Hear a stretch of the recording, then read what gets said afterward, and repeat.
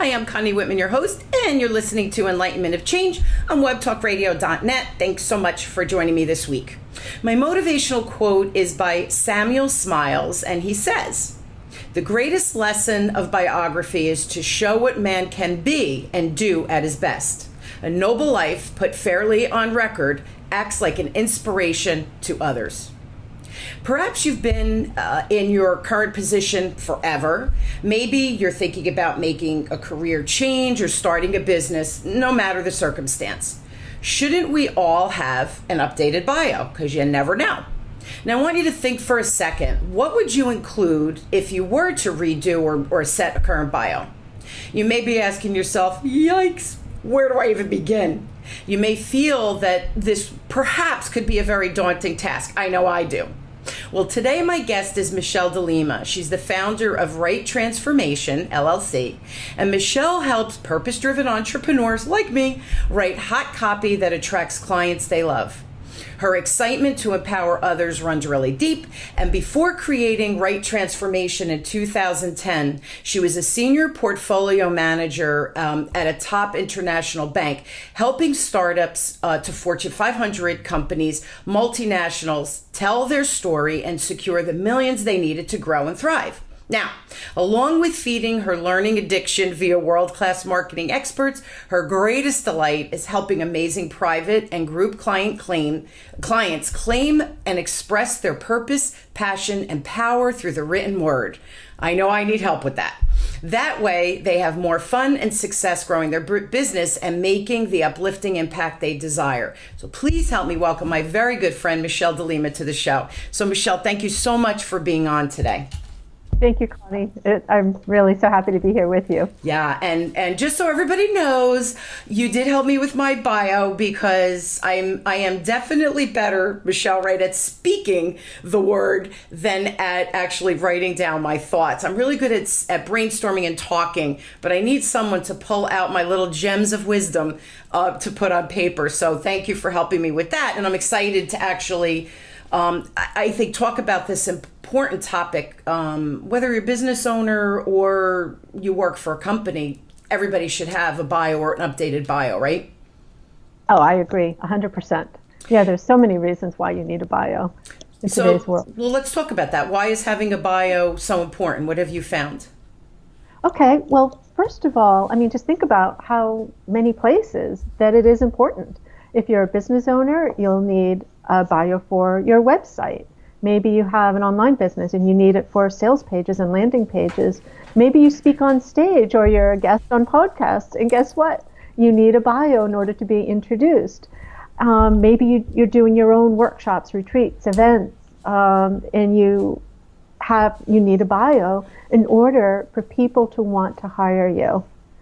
And the most critical thing is that having a bio that just sounds really engaging about you, but also really connects with your ideal clients and starts exciting them to say, hey, I like that person. I think they can help me.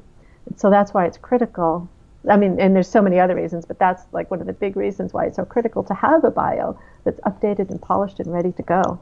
Yeah, and it's interesting with the bio. Like I had a speaking event a few weeks ago, and one of the sponsors, I personally know her, and she had to get up and do her little 1 or 2 minute presentation because they were one of the sponsors. They give them a little airtime, which is wonderful.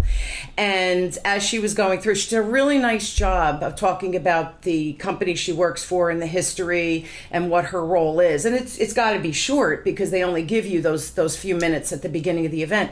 And I was doing the master class with you to write the bio, and I thought, wow, here's yet another use. I don't care what you do for a living. It's just yet another use for something that helps you engage with your audience, whoever that is, even at networking events. So there's truly there's so many benefits at a deeper level than just what we think, oh, I have a bio. What's the big deal, right?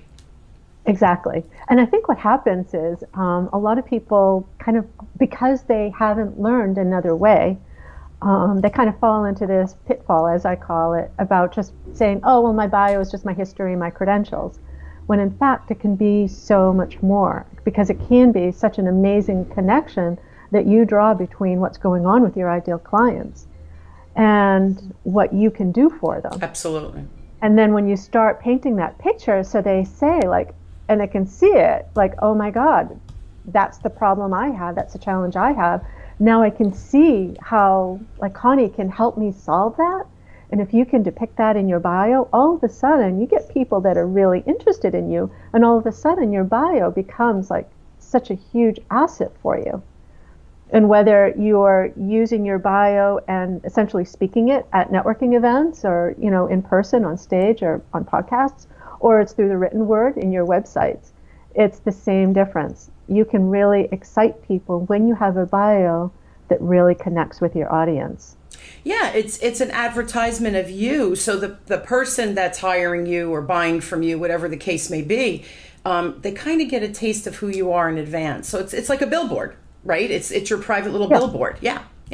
Now, I have a real good question. How is a bio, or is it different from a LinkedIn profile? Should they be the same? Should they be different? What have you found success with? Okay, so I'll start with bio. And essentially, I mean, most people do their bio in third person. So first of all, it's kind of just showcasing you. I mean, other people, I myself included, I like making it a direct conversation. Again, and just really being able to show people and explain to them how it can help them. And also I have, you know, very specific recipe, you know, for creating a bio that is a conversation that draws people in and helps them understand exactly how they can get to the better place that they desire when they work with you. With a LinkedIn profile, it's very similar. Again, this is your opportunity to have another direct conversation with your audience and let them know that you understand them and appreciate them by, like, painting a picture of, like, what's going on in their world, and then showcasing how you can help them solve their challenge, get past their pain point, whatever that is.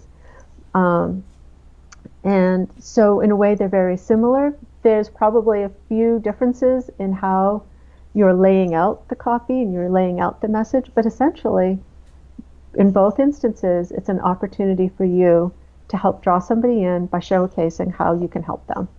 Is the LinkedIn profile a little shorter typically, just because people lose interest, right? If they actually land on my LinkedIn page, they're not going to stay very long. So are they typically shorter?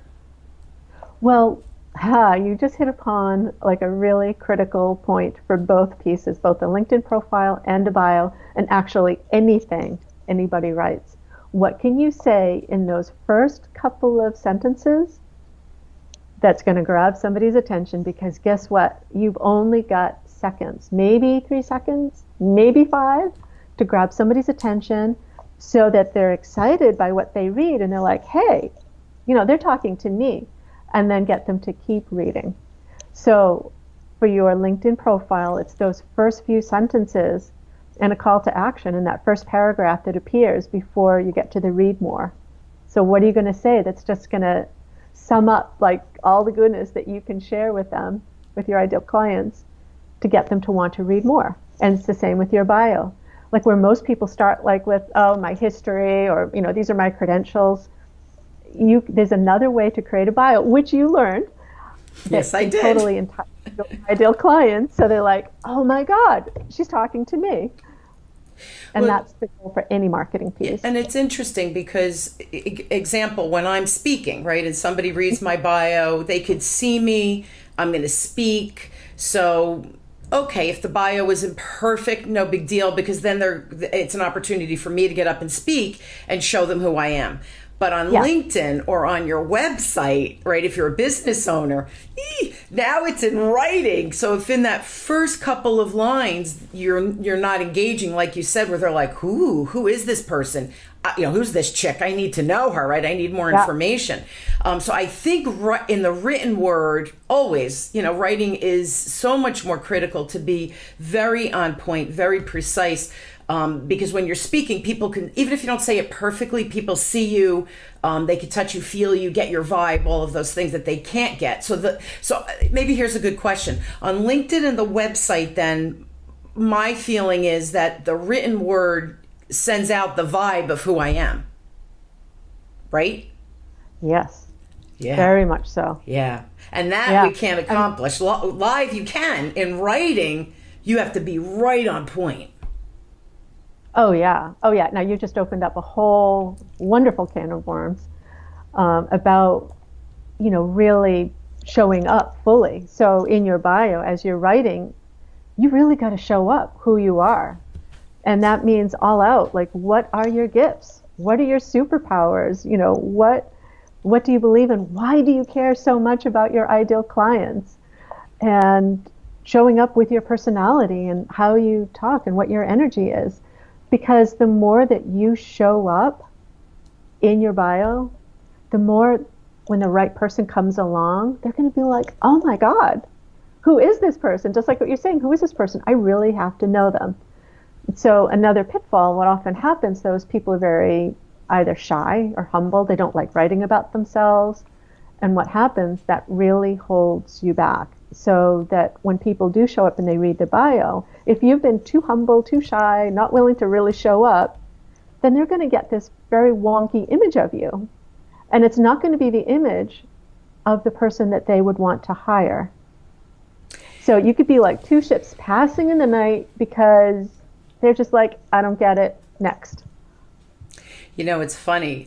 When I teach my business development class, one of the exercises, and it by far is the hardest exercise I think people think I do in the multitudes of classes that I offer. And so in business development, what do you have to do? You have to go to networking events, you have to introduce yourself to centers of influence, all of these things. So I have them in the class sit down and write their value statement, write a little bio.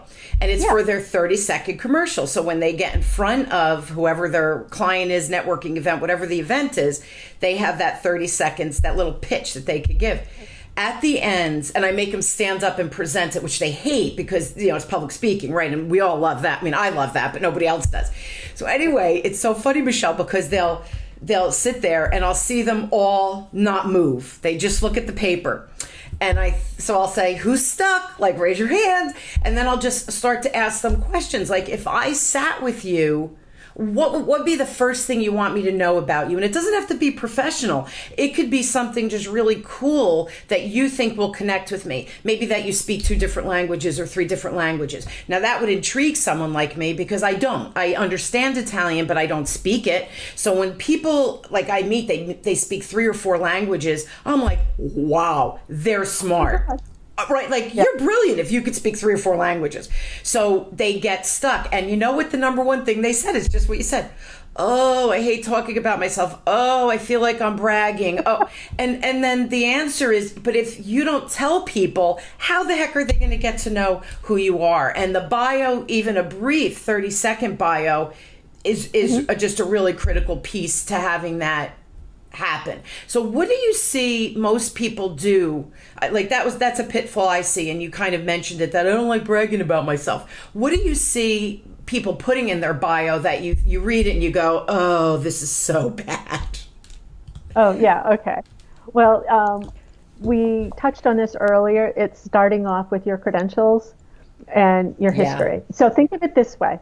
Say you go to a party and then, or networking event, and then you meet somebody and they're chatting and chatting and chatting all about themselves, telling you about like all their wonderful things, and they never let you get a word in edgewise, and it gets kind of boring after a while, right?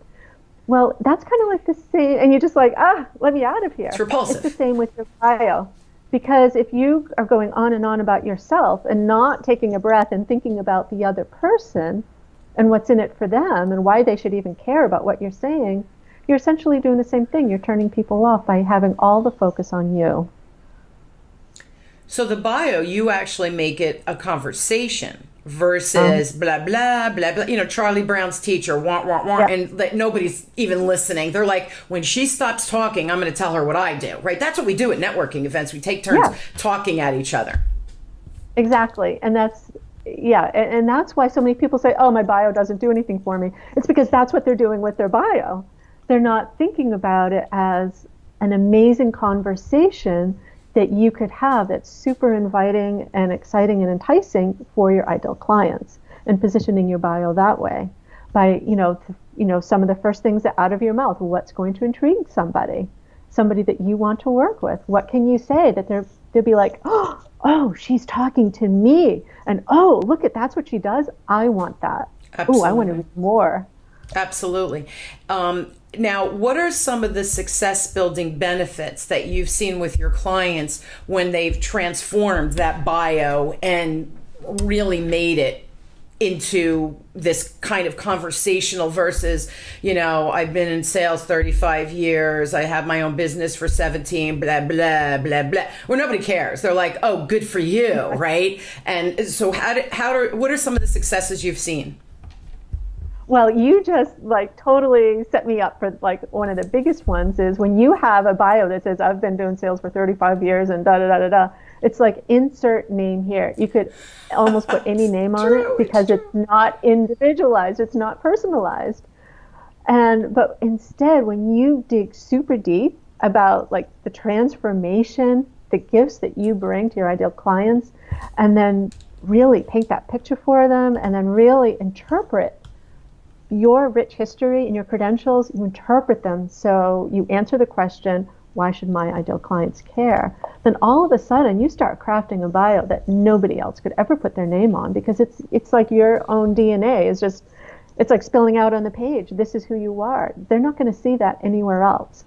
And the other thing that's going to happen is because you're doing that, you're going to stand out because not many people do that. Not many people take the time and the care and the huge, very deep thought to craft a bio that's such a deep reflection of them. It's personalized, and we insert name here. That's pretty. I know when I wrote my first bio, it's funny that you even say that. Of course, what did I do? I went online and I looked at bios because what did I know about writing a bio? I had a resume, beforehand. Yeah. I was young. So I remember looking through several, seeing what format, how it was positioned, and it was just a list of credentials. It was pretty funny. So now, give me an example, or how do you, when you start working with a client, how do you take them from that very insert name here, blah, right, boring, to that transformational bio where, people are like, all right, I got to meet that chick. I got to meet that guy, right? How do we do that? How do you do that for a client? Well, sure. So I do have, which you experienced, I have my 7-step recipe that I really help people go through. So it's a step-by-step process. But what it does is it starts digging into the layers deeper and deeper of, let's figure out who you really want to talk to. Who are you trying to attract with this bio? Who is the audience? And what's going on with them? What are their pain points and challenges? What are their deep desires? And on the flip side, what are the gifts? What is your expertise? How do you help them go from, pain, challenge, difficulty to getting to the place where they want to get to? It could be salespeople who are struggling because they don't know what to say in order to get somebody to say yes, and they're just flailing at it. And it's an awful place to be. Meanwhile, they have these quotas. They're not meeting their goals. Yeah. How do you get them to another place where, every time they have a conversation, the prospect is like, oh my God, yes. And if that's your magic that you do, it's like, let's really dive in and let's explore that and really understand what that situation is for your ideal clients. And then how you help them transition that gap. So that's one of the big pieces. That was a huge piece. And it was, just for the listeners, Michele has a worksheet, and it was so funny. I don't remember how many questions were on it. It was quite detailed. Let me just put it. It wasn't long, but it was detailed to the point where Michele, as I was filling it out, I'm like, how do I answer that, right? You really have to deep dive into yourself to answer some of those questions that you don't want to, and not that we don't want to think about it like your superpowers. What are your superpowers? And it's funny because we don't think we have any superpowers. I know that when I'm teaching, right, and somebody will raise their hand and they'll ask me a very specific question about a specific customer, and they say, I have this customer, and they're really, really afraid of whatever, diversifying their portfolio, whatever it is in a financial thing.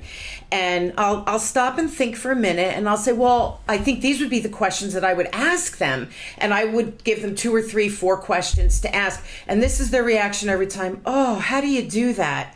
And I know, right? So I laugh and I go, well, I've been doing this 35 years, so I pretty much have seen it all, right? And But then they say, you're so good at that. And no matter how many times that happens, Michele, as I'm driving home after whatever the class is or the event is that I speak, and I think, like, I'm good at that. Like, and then you do this, right? This is what we do. We devalue ourselves.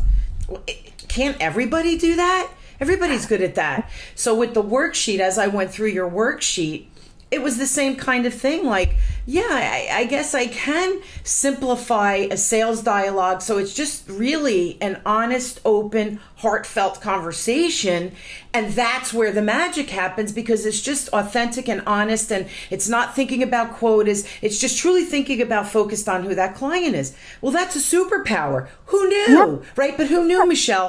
Filling out that worksheet, it just kept making me reflect on those classes where my clients and the participants in the class were like, you're so good at that. I'll never be good at that. And the thing is that I don't care if you're in the workforce 1 year or 50 years or 35 years like me. We all have a superpower. We have something innate that makes us so valuable and awesome. We need to uncover what that is. And your worksheet really was just a beautiful tool. If after 35 years of doing this, right, and teaching sales and communication, for me to walk away going, wow, that was not such an easy worksheet to fill in. You really deep dive with people, which I think is a good tool, right? So quickly go through all the steps without getting into detail, because we don't want to give away the secret sauce either. But just go through some of the things and how that worksheet really flows so nicely. Oh, for sure. So it's essentially having an opening that grabs somebody's attention by helping them feel like they're in the right place. Mm-hmm. Because once you accomplish that, then you can draw them in more by painting. So step 2 would be like painting a picture, like diving a little deeper into what the pain is, so that they can also like self-identify even more. It's like, oh, wow, she understands me, she gets me. Because the more that you can do that, the more trust that you build. And the more trust that you build, then the more you're going to entice them to keep reading. And the whole thing about writing, anything you write, the whole goal is get them to read to the next sentence and get them to keep reading. That's right. So that they get to the juicy part about what to do next. So it's having an opening that grabs, drawing them deeper into the picture, and then letting them know, and like painting an example of how you help clients just like them, so that they can start to see, oh my God, she's done it, he's done it for these people. Ooh, I want them to do it for me. And then you let people know, oh my God, and this is like, almost everybody forgets this. I don't know why, but nobody includes this. Talk about why you care about your clients. Because the more that you can let them know why you care, then the more they're going to care to keep reading. Because that's the way with anything. I mean, just people like to know that they're appreciated and cared about. So shine a little love on them and appreciation. Yeah. And then that's when you start sharing what your credentials are, what your history is, but not just a litany of like, oh, I've done this and this and this. How can you interpret what you got out of that and what you learned, so that people that you want to work with most can understand what's in it for them? So essentially, everything that you say has to always be translated into what's in it for me, why should I care from your ideal client's point of view. And then after that, then you can, maybe share some other credentials like your education or professional certifications, training that you've had, that again, it proves everything that you've said above.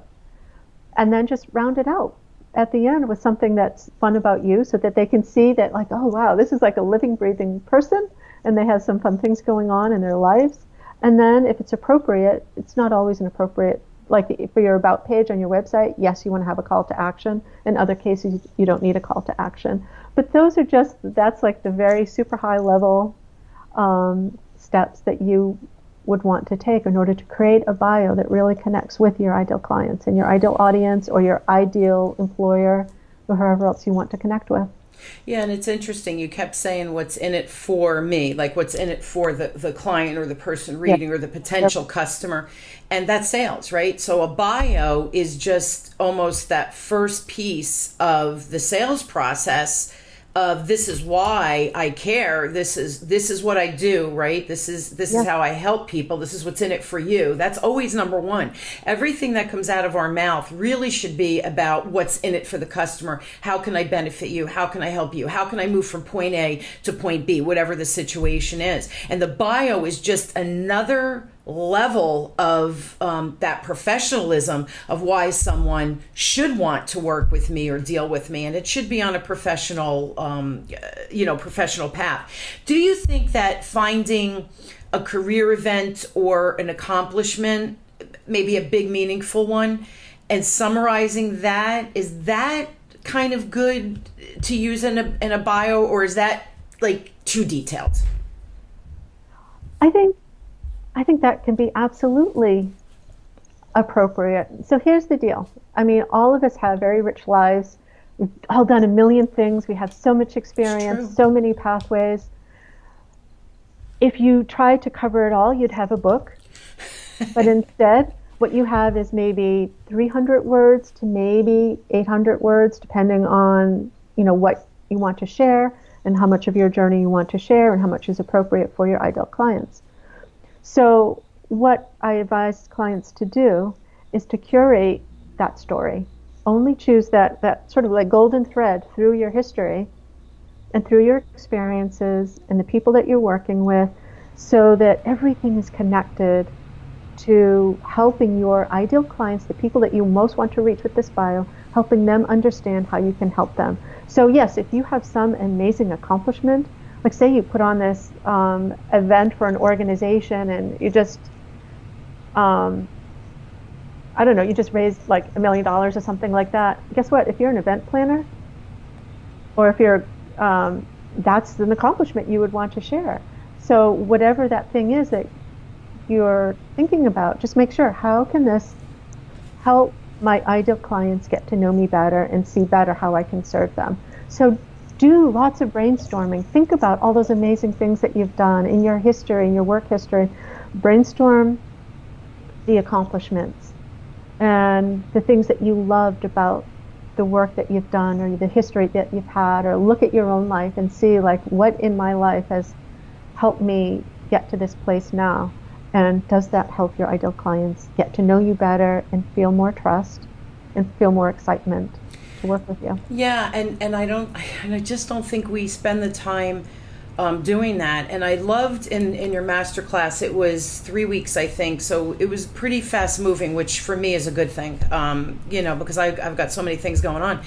But the process of filling out that worksheet and then extrapolating and putting it into this very lengthy, bio, and then we kind of whittled it down and whittled it down and whittled it down. So the brainstorming, I felt, was really good, because we don't think about our accomplishments, again, because we feel like we're bragging and arrogant and a jerk. And it was funny when you said, you go to a networking event and they're like, rah, rah, rah, rah, and they're just talking about themselves and they're not even taking a breath. And I laughed because, and you said, and I'm thinking to myself, yes, in my head I call them, you're a jerk, But everybody, we've all experienced it. That's the funny thing. You don't want to be that jerk, So it's a fine line. But doing the brainstorming like you just described, and finding that one story, that one event, that one thing that has been repeated through your career. I like how you say it's the golden thread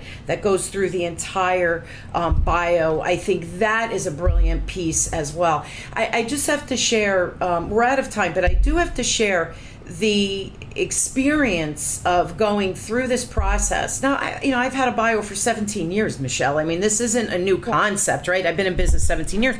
And I felt like I was writing my bio for the first time, Yes. Did I take things from my existing bio? Of course I did, because I did have it compartmentalized to keep it short and sweet for when I do speak and things like that, and for my website, etc. The changes, though, and it was funny, I don't know if you remember, immediately after our masterclass, a client, a referral client, new client, it's a new client, reached out to me, and I put a package together and I created that new bio. So it was really kind of, it was just timely how everything happens for a reason, right? But the process was not daunting. It was interesting. And I felt like it wasn't hard to do because you started just with a worksheet. That was it. And I thought, I could fill out a worksheet. It doesn't take long. It just makes you stop and think.